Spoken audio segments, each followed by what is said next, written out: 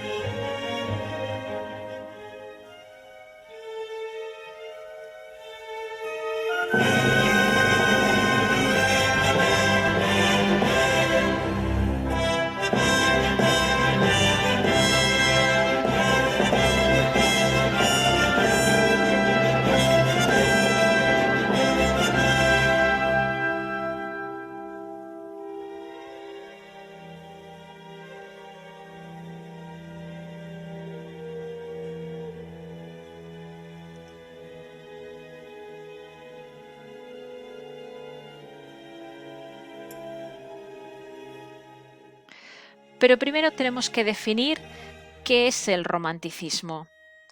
El romanticismo es un movimiento cultural, es un movimiento político y es un movimiento que nació en Alemania e Inglaterra, a pesar de que se sembró las bases, como dijimos, en Francia. Pero nace desde el punto de vista cultural en Alemania e Inglaterra ya a finales del siglo XVIII y se extendió por el resto de Europa a principios del siglo XIX. A España llegará un poquito más tarde, ya veremos por qué. Hemos dicho que no solo es un movimiento cultural ni político, es en realidad una auténtica revolución social.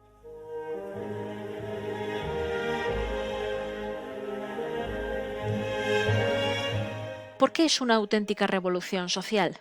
Porque significó la lucha del individuo contra la sociedad, una lucha que había estado presente a lo largo de siglos anteriores. Por lo tanto, se va a defender la libertad, se va a defender la imaginación como principios básicos de la creación artística. Vamos a dejar a un lado todas las normas preceptivas que vienen desde el neoclasicismo, desde la Ilustración, donde la única finalidad que se perseguía era sin duda el conocimiento, la instrucción, la enseñanza e incluso la moralización de todos aquellos que leían o a los que iba dirigida cada una de las obras que se componían. El romanticismo llega a España más tarde, llega casi medio siglo más tarde. ¿Por qué? Pues porque a principios del siglo XIX España estaba bastante ocupada. Estábamos muy ocupados con la Guerra de la Independencia, que duró desde 1808 a 1814, cuando nos invaden los franceses. Después, el reinado de Fernando VII fue un reinado donde se cerraron mucho las fronteras, un reinado donde hubo periodos incluso de una vuelta al absolutismo.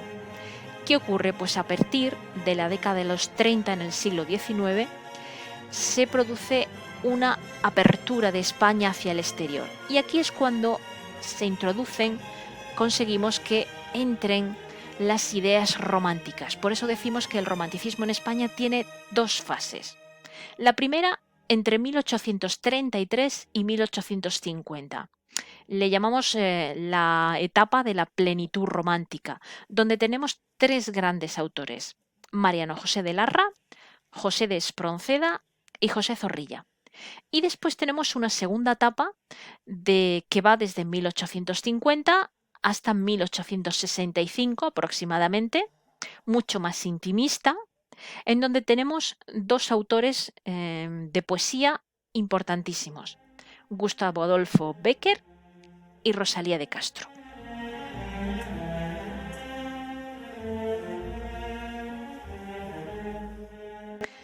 ¿Cuáles son los temas más importantes del romanticismo? Podríamos decir muchos, pero los he resumido en estos que hay aquí. Como hemos estado diciendo anteriormente, el romanticismo es sin duda la exaltación, el triunfo del individuo y de la libertad frente a la opresión de la sociedad. Hay un rechazo, por lo tanto, hacia todas las normas morales establecidas. Se busca la libertad de pensamiento, la expresión de los sentimientos reales del poeta. El amor es un elemento básico y fundamental, pero va a ser un amor trágico, un amor que conduce a la frustración, que conduce a la desilusión, a la desesperación. Tanto es así que la muerte va a ser otro de los temas fundamentales. Algunos de los autores del romanticismo, pues incluso en su propia vida, llegaron hasta el extremo máximo de lo que es la frustración y la desesperación, que incluso llegaron a suicidarse. También la evasión hacia tiempos pasados. Se van a crear historias donde el pasado va a ser muy importante. El gusto por lo sobrenatural. Les encantan los marcos de escribir obras donde se desarrollan en lugares lúgubres, en cementerios, con una naturaleza inhóspita, todo totalmente diferente al siglo XVIII. Por eso la naturaleza va a ser una especie de proyección del estado de ánimo. Es decir, si tenemos una naturaleza brillante, un cielo azul, bonito, estamos ante una descripción de unos sentimientos del poeta favorables. Pero si en cambio encontramos un paisaje otoñal, invernal, con niebla, es decir, un paisaje más bien agreste, entonces estamos describiendo al poeta desencajado, melancólico y triste. Pero vamos a hablar ya directamente de los autores. Hemos dicho que uno de los más importantes, pertenecientes a la primera etapa, la etapa de plenitud del romanticismo, es Mariano José de Larra. ¿Qué es lo que me interesa de este autor? Pues fundamentalmente que escribía artículos periodísticos y dos de los más importantes, El castellano viejo y Vuelva usted mañana.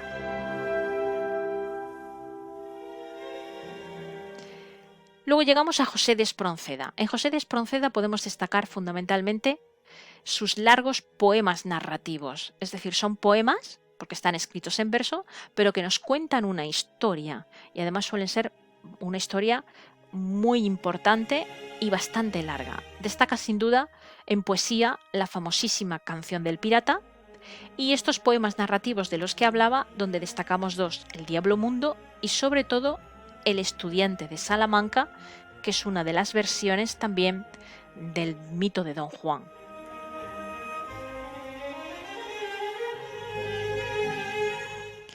No debemos olvidar a una escritora maravillosa que pertenece a la segunda fase del romanticismo español, Rosalía de Castro, no solo por ser mujer, sino porque fue una poeta que le dio un tono sentimental, sencillo, muy directo y al mismo tiempo muy culto a sus obras.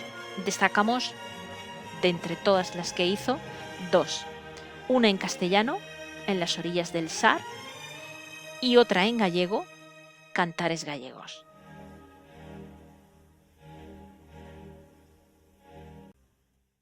Sin duda, quizás Gustavo Adolfo Bécquer es el poeta más conocido del romanticismo en España, sobre todo por su obra Rimas y leyendas. Hemos leído muchas rimas de Gustavo Adolfo Bécquer, aquí tenéis unas cuantas. Los suspiros son aire y van al aire, las lágrimas son agua y van al mar. Dime, mujer, cuando el amor se olvida, ¿sabes tú a dónde va? Y muchas de las rimas que sin duda habréis leído a lo largo de toda vuestra etapa educativa. Pero no olvidamos tampoco las leyendas, que tienen siempre ese halo sobrenatural, misterioso, incluso a veces cierto miedo, y que son muy famosas y muy importantes. Una de ellas es Maese Pérez el organista. Y por último acabamos con otro de los autores más importantes, José Zorrilla, porque su obra, Don Juan Tenorio, ha sido una de las obras que ha pasado a la posteridad. No es el primero que habla del mito de Don Juan, es decir, el caballero que va conquistando a las damas y luego las deja, las abandona, sino que es quizás su obra la que más trascendió a lo largo de la historia de la literatura en España. Simplemente me interesa de estos autores, como os he dicho, el nombre y la obra, o las obras, si he nombrado más de una, y a qué fase del romanticismo pertenecen, es decir, si pertenecen a la primera fase del romanticismo español o a la segunda fase. Muy bien, pues con esto hemos acabado el video tutorial.